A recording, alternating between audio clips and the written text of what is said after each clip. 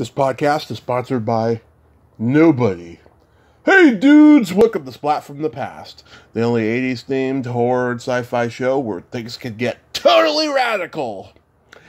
Now today, I will be welcoming a very versatile and talented actor, straight from Canada. I am talking about Chris Britton.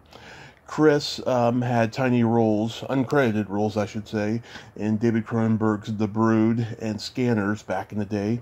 Then he was in the religious cult classic, no pun intended, Ticket to Heaven in 1981, which is also, along with Scanners, celebrating their 40th anniversaries. He was also in Good Will Hunting, The Day After. He's best known as the voice of Mr. Sinister in the X-Men animated series. The man's had just an amazing career of versatility, and I'm going to talk to him about all that stuff today. He's also been a dancer, and I'm going to ask him about that as well. I'd like to say happy birthday, Nana. She would have been 101 today. She passed away at the age of 81 when I was 18 and a half. Love you, Nana. I miss you every day. I wish you were here to sing to me like you did when I was little. So yeah, here is my interview with Chris Britton.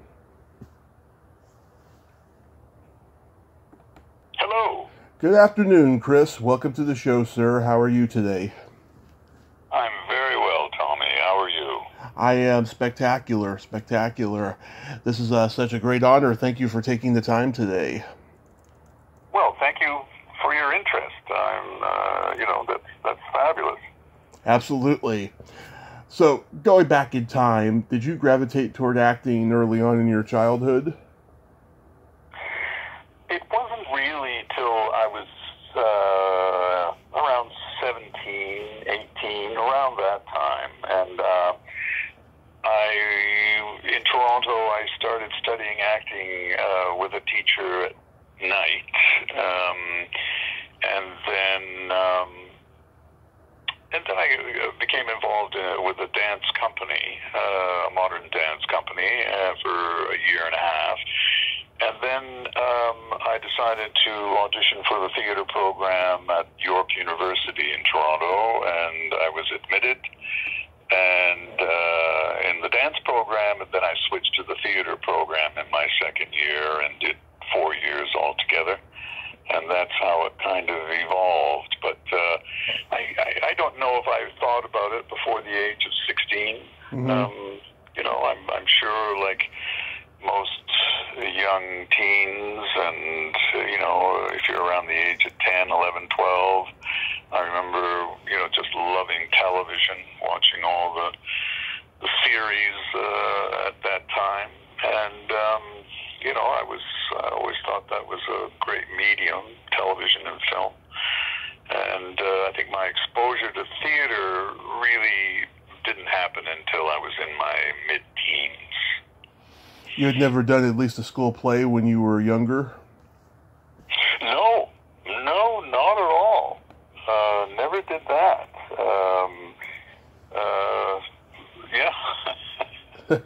So I left high school a bit early, and then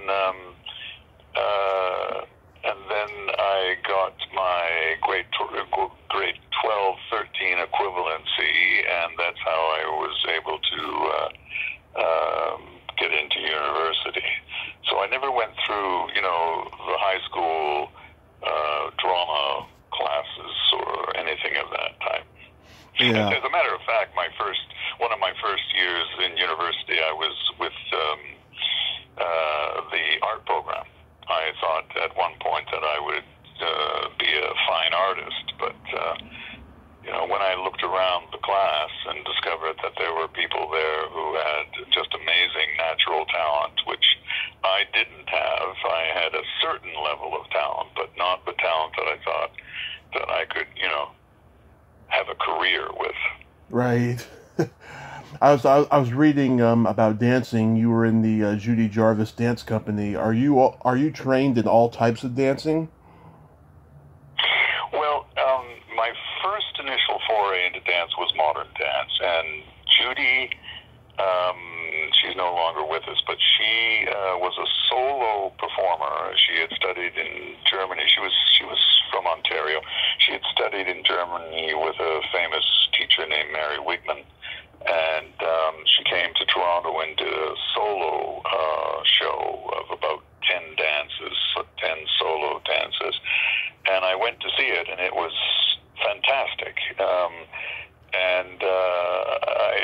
I'd never seen anything like it, and so I approached her and I said, if you ever need someone, an actor or, to do, because she had a few theatrical elements in it, and she said, well, I'm going to Spain right now, but when I come back,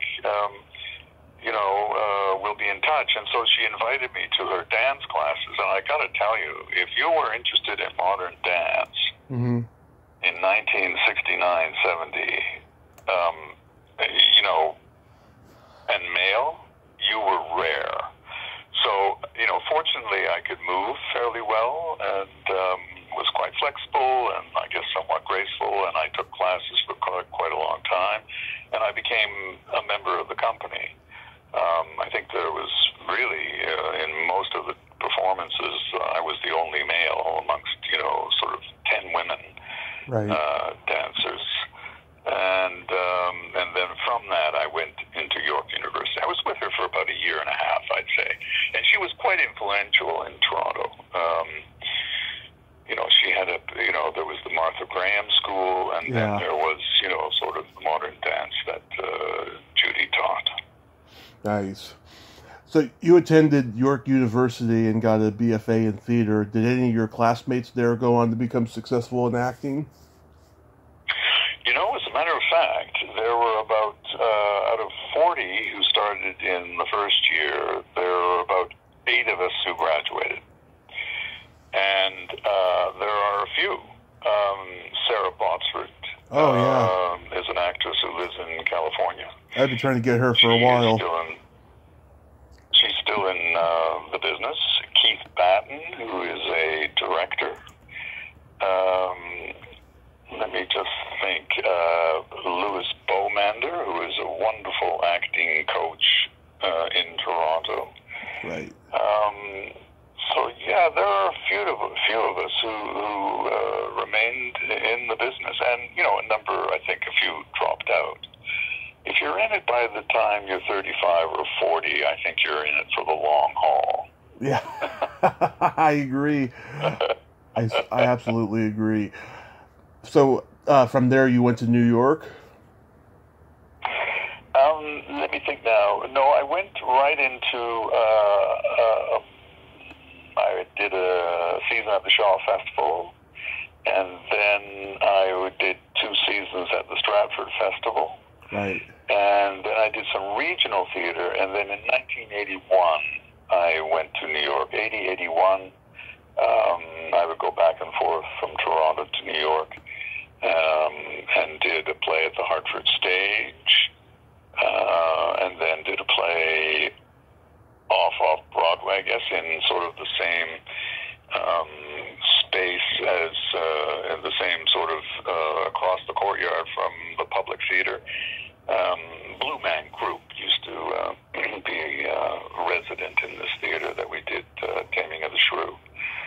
And did some voice work, and then Robin Phillips, who was quite a well-known director from England, who ran Stratford for several years, he invited me to be part of a company in London, Ontario, as a repertoire company for 1 year, and I was part of that.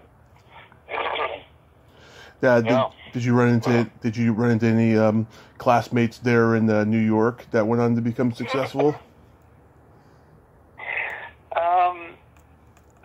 Not really. Well, I studied at the HB. I studied with Uta Hagen for a while when I was in New York. And there were a few actors from Canada living in New York. Peter Donaldson, who was a Stratford actor, was there. Right. Now, what was Uta Hagen like? Did she mentor you? Yes, excuse me. she was, a very interesting and deep teacher. She was the most difficult to get into. You had to audition 3 times before you were admitted to her class, and the last audition was with her.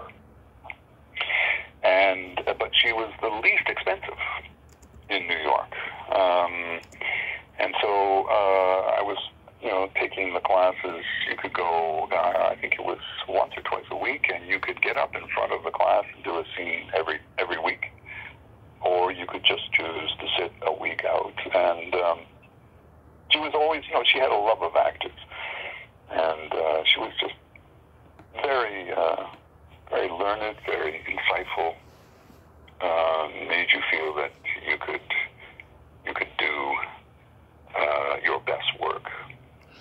That's good. Yeah, I mean, some acting teachers are just bitter at choices they made when they were younger, and so they take it out on the students when they get older. Yeah, that's right. Yeah, the stories are legion. She wasn't someone who would cut you down and then build you up. She was always very positive and really asked you to sort of, ask you what you thought of what you did, and then she would offer what she suggested that could, you could perhaps explore a little deeper in the scene. Did you remain in touch with her until she passed? I'm sorry? Did you remain in touch with her until she passed? No, when I left New York, I think I didn't. I think that was it. I was, too busy, and I was young and interested in doing theater, and when in Ontario, in Canada, in the early, I would say in the 70s, when I finished York, the film and television business was fledgling. There was a few series, there were a few films, right? But for every actor in Canada, sort of around that time, the theater was sort of the main goal, unless you really wanted to go to LA, for example. But going to Shaw Festival or the Stratford Festival, that was the goal. Right. And so I didn't start to get into film and television until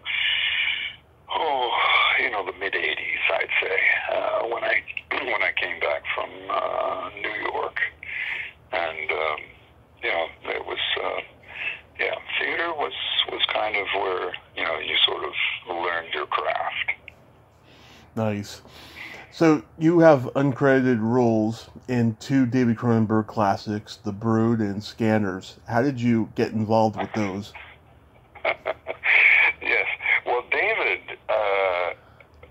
when I was a teenager, there was a famous record store in Toronto called Sam the Record Man. Mm-hmm. And that was one of my jobs, working in the rock department. And David, while he was at university, at U of T, worked there for a brief period, and that's how I got to know him. And I don't know how. Well, The Brood, I think I only said 1 or 2 lines. I was this guy in the auditorium. Mm-hmm. And Scanners, I have no recollection of. I don't know what I did in that. I know it says something in IMDb, but I don't know what that is. And I would bump into David occasionally, and we'd have coffee, and he was always a really interesting guy. I always liked him. He was, his films always, are you imagine someone quite, crazy and, volatile, but he was always measured, calm, smart, but his imagination, of course, is so interesting. And as a matter of fact, I saw him play a role in the new well, it was a couple of years now, the Viggo Mortensen film with Lance Henriksen called Falling. Oh. My wife and I watched that just 2 or 3 nights ago, and David played the role of a doctor in that. Yeah. He's got almost 40 acting credits. Oh, yeah. He's been in a lot of stuff. Yeah. Yeah, I've talked to Cindy Hines, the little girl in The Brood, and Stephen Lack from Scanners. They've described him as, he's like an insurance salesman, the way he appears to be, but he puts all this dark and horrific imagery on screen. It's kind of like Wes Craven. He was like that as well. Mm-hmm. Yeah. Well, his son is becoming quite a filmmaker as well. Oh, I did not know that. Yeah, I can't remember. Is it Brandon Cronenberg? I can't remember his son's name, but he's directing.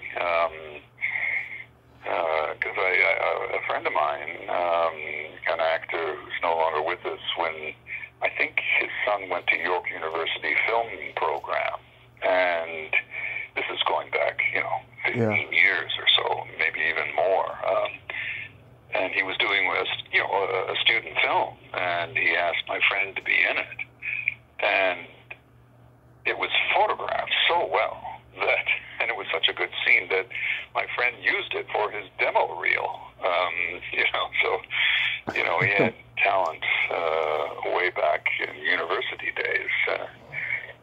I've forgotten his name. I keep on thinking it might be Brandon. I'm not too sure, but do you know if he does horror? No, I don't know. But, I think he doesn't do straight-on films. I think there is a bit of a twist to his films. Probably the shorts, yeah. I'd have to look him up. Okay. Then you were in a very underrated, great movie I enjoy called Ticket to Heaven. Oh, yeah. Yeah. Ralph Thomas directed that, and that was, it still has relevance, that film, and I'm surprised they don't show it more, in terms of NXIVM. Oh, yeah. Cult followers, that's very interesting. Nick Mancuso, Jennifer Dale, Kim Cattrall in one of her first roles. And R.H. Thompson played the deprogrammer. I thought that was a good film. Yeah, it was a good experience making it. Because I knew pretty well everyone, and I think we all thought it was, because the Moonies were a big deal back then. Yeah. They were. They were in the press a lot, and that cult, and so we thought this is a very topical film, but with real relevance, because there were people, parents were kidnapping their children from the Moonies and deprogramming them, and I guess you could you could say we need some deprogramming from certain political affiliations these days, Oh, yeah. If you wanted to update it in sort of a current way. Well, it's funny because I reached out to the writer of the movie and the book, Josh Freed, and he told me, he personally didn't experience anything that was brought into the story. He says he was just reading a series of magazine and newspaper articles, and I was like, oh man, I was hoping that he actually experienced something like that it was authentic, and then I decided I didn't want to interview him. Because I've been in some cult-like experiences myself. I worked in the bar business, and working in the bar business is like working for the mafia and working for a cult in a way. It's really bizarre. Really? Oh. Yeah. Oh. Huh. It's like Well, I guess the closest right now in terms of is NXIVM. That is the sort of what they dub as the sex cult with Sarah Brosnan and that actress Alison Mack, and they've gone to court, and I've forgotten the leader of that group. There's a few books that have been written about it. Also, some people could say Scientology is also a bit of a cult. So I agree. I mentioned sci-fi at the beginning of the podcast. A lot of actors who have declined to be on this podcast, I found out later, were Scientologists, and so they were probably offended when they heard my intro. It's crazy. Right. Yeah. Yeah, cults have sure gotten much worse. It was a new phenomenon back then. Yes. Yeah. And so, Scientology sort of hit Toronto in the mid to late 60s. And then I guess the Moonies were in the 70s, because Ticket to Heaven, I think, was the early 80s, wasn't it? 80, 81? 81, yeah. Yeah, that's right. So the Moonies were big in the mid to late 70s, Yeah. Do you remember guest starring on the Friday the 13th series? Yes. Just a second now. I'm confusing it with Friday the 13th. Who were the leads in that? Let me take a look.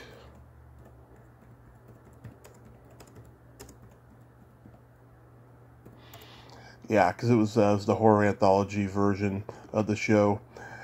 It was like around the same time as the Nightmare on Elm Street anthology show. John D. LeMay. Oh, yeah, right. James Russo was in there. Yep. Yeah. Mm-hmm. Yeah, sure. Yeah, Friday the 13th, yeah. Yeah. For a second there, I was getting it confused with Kung Fu for some reason. But, Friday the 13th, that was, that was interesting. I don't remember that much about the shoot. I can't offer any interesting anecdotes about that. Oh, that's okay. It was, filmed in Toronto. I do remember that. Do you remember doing Spies, Lies, and Naked Thighs? Spies, Lies, and that's the best title in the world. It is. That again, I didn't have much to do in that. Spies, Lies, and Naked Thighs. Did I play a British part in that? Yeah, you played an Englishman, it says. Yes, right. Yeah. Spies, Lies, and Naked Thighs, right. Do you know who the director was?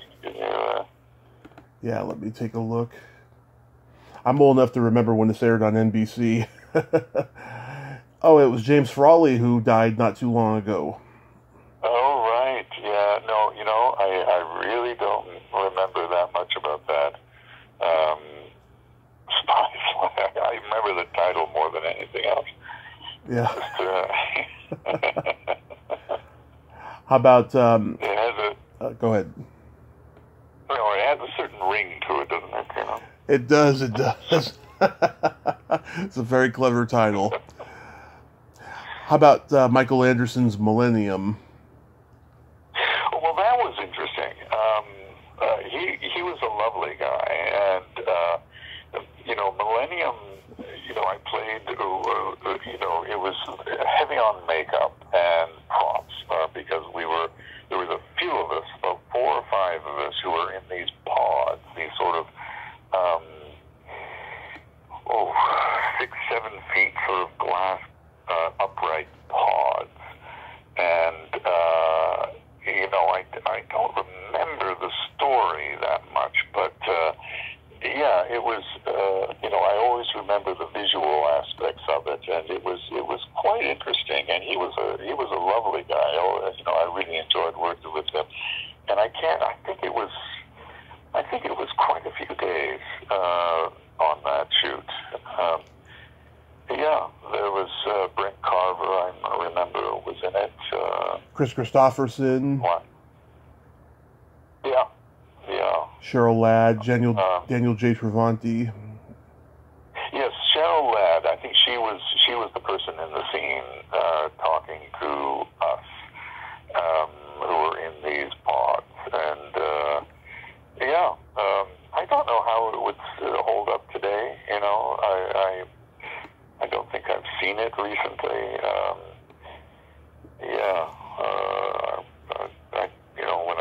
When I peruse, HBO or Crave or any of the stations that show films, that aren't just current, I don't recall seeing that. One film that I think they should show now is Deacons for Defense. I think that Bill Duke directed. Oh, nice. Forrest Whitaker and Ozzie Davis. And I don't know, that's based on the true story of the blacks who armed themselves against the KKK in Louisiana, right, in the mid-'60s. And that's, well worth seeing. And I think it's, it has a resonance even today. And, it was a great cast. I played, the head of the Grand Wizard of the local KKK. Yeah. And,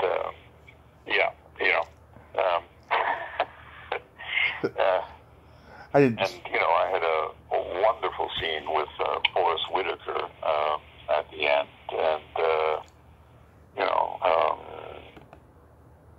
it was, I remember the first table read of that. There were, I think, maybe a dozen actors, and I think I was one of maybe two white actors around the table. Right. And I had to say some very unpleasant things in the script.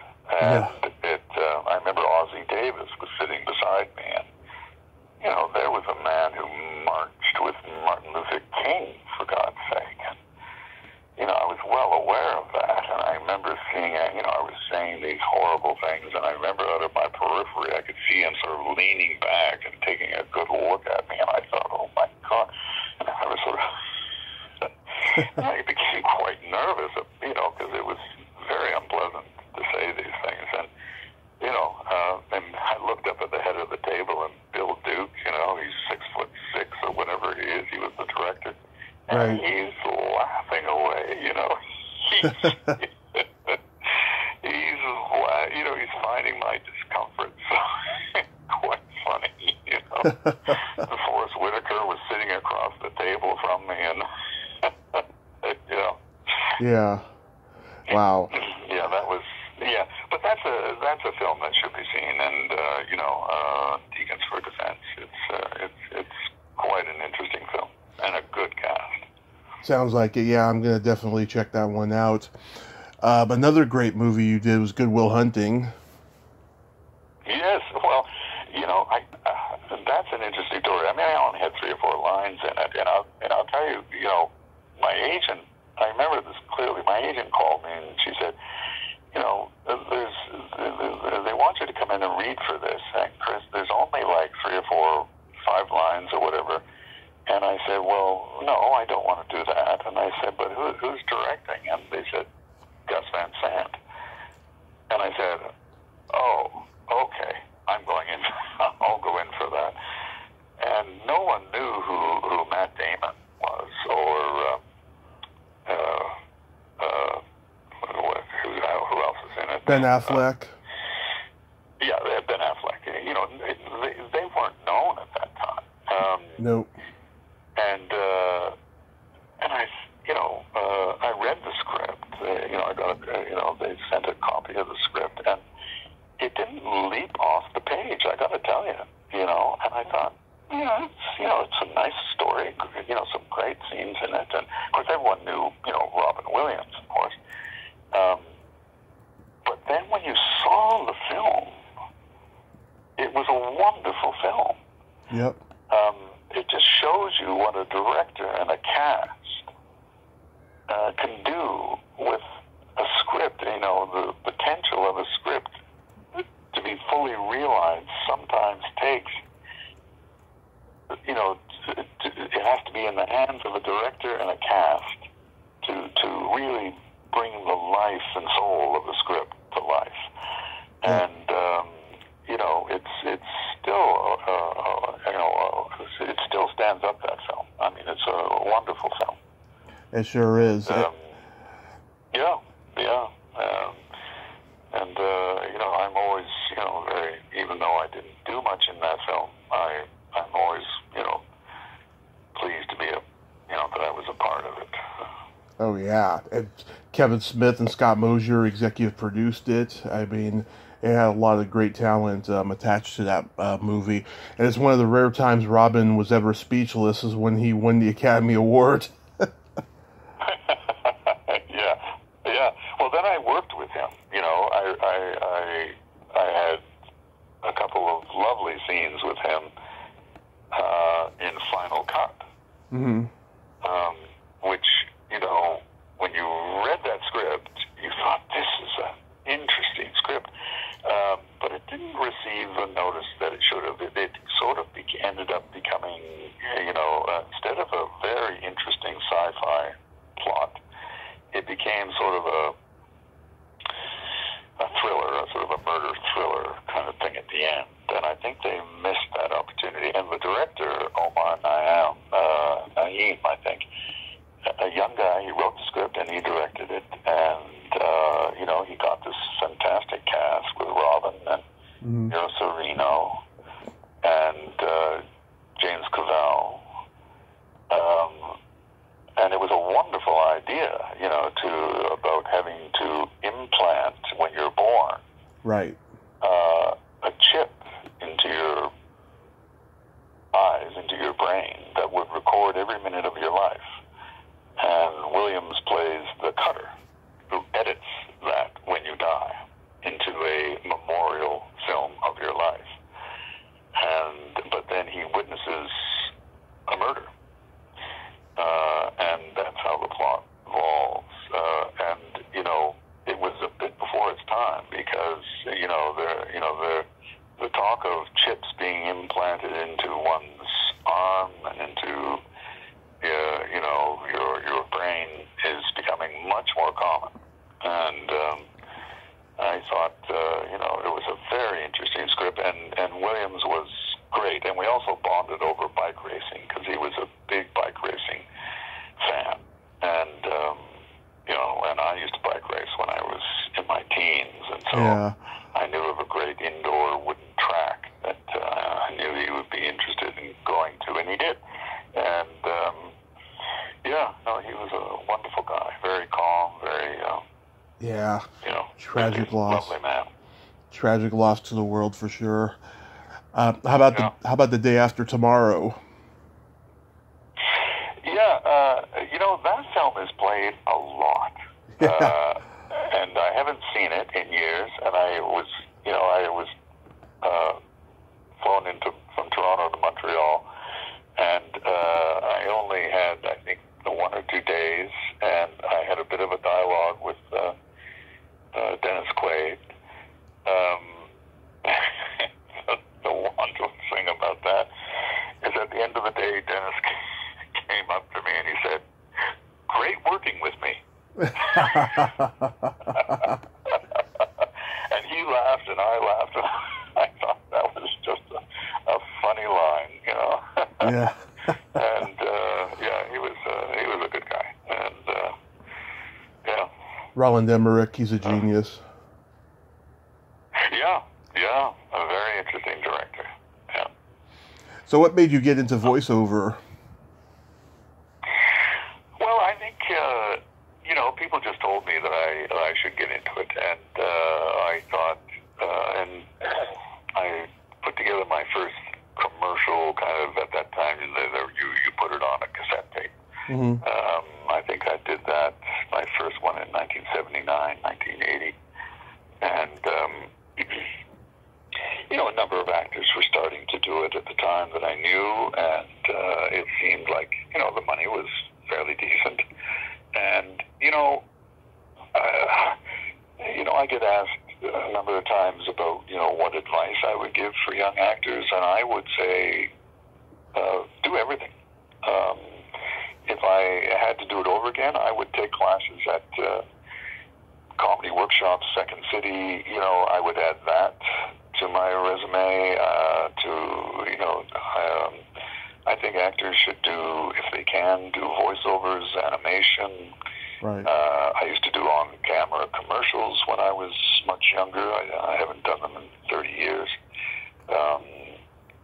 Theater, film, television, voiceovers, animation. I think actors should do it all because, at times when you're not doing film and television or a play, you might get some animation or a voiceover, and that can help pay the bills. And it's just another arrow for you to use, and it stretches your abilities and your imagination and your talent, and then I started to get into animation a bit, and some people aren't comfortable in front of a microphone in a studio, but I just think that takes familiarity and practice and maybe some coaching. But yeah, it was just something that people said, with your voice you should get into voiceovers. And I thought, okay, maybe I'll try that. And I think I got an agent very quickly for that, and that's how that sort of started. People know you best as Mr. Sinister in the X-Men animated series. Are you shocked at just how huge the Marvel phenomenon has become in the Comic-Con scene and all of that? Yeah, you're right. I think we can thank Disney for a bit of that because Disney Plus is airing all the episodes, and so there's a whole new fan base. Right. And then people who watched it from 91 to 96. There's a bit of nostalgia to it. But that series, X-Men, the animated series, it just wasn't a cartoon animation series. There was more to it. There was depth to it, and the writing, explored different aspects of life, and I think that's what kind of stayed with people. And there's about 5 of us who are on sort of the Comic-Con circuit. We did half a dozen in 2019. And of course, everything's been on hold. Right. And, hopefully, perhaps by the end of this year and into 2022, it'll start up again for us. But yeah, it's great because some of the fans bring their kids who are watching on Disney Plus, and they come to the tables and get Wolverine and autographs and Beast and Storm, and yeah. So it's great to see, really. Do you enjoy doing? Mr. Sinister is kind of this kind of iconic figure in terms of villains. Yeah, did they tell you when you first started doing him, like, how they wanted his voice to be?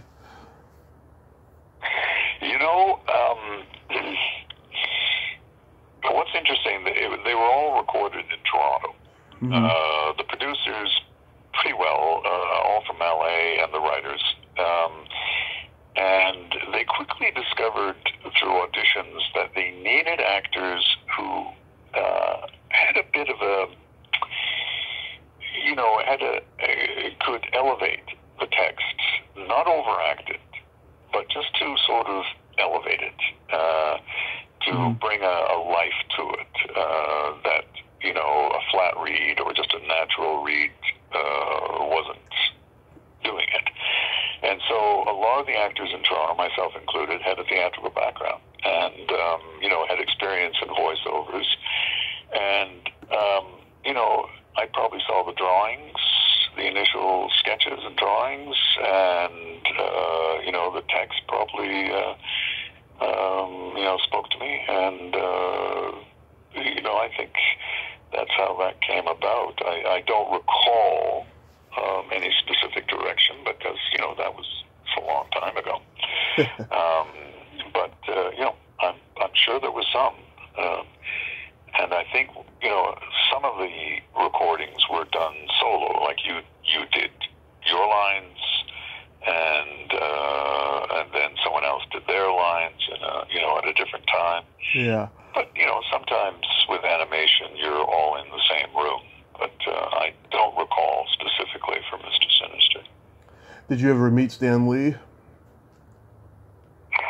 No, and I've done 4 of his characters. I've done 4 of his creations, but no, I never did. No. But you enjoy doing the Comic Cons, right? Yeah, because first of all, you go to different cities, and most of them I've never been.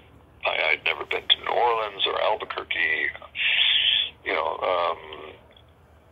but also, the fans are genuine and very,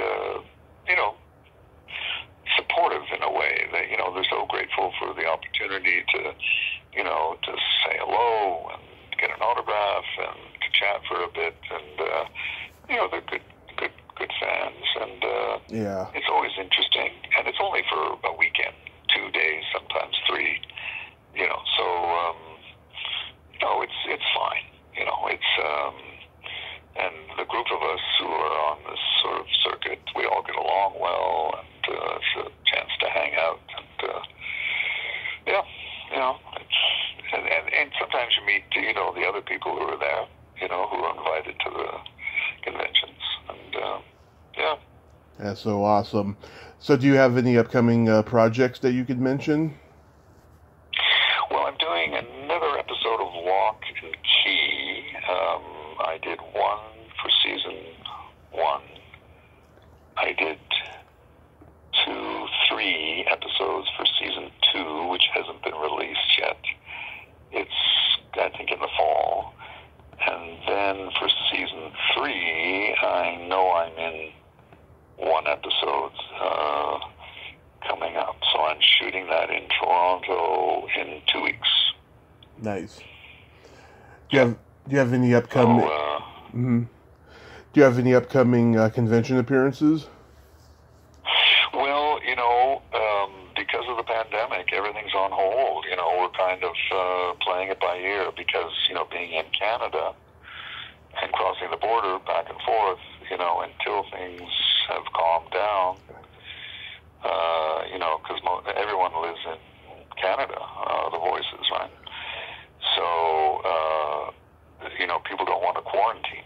If they, I think everyone is double vaccinated.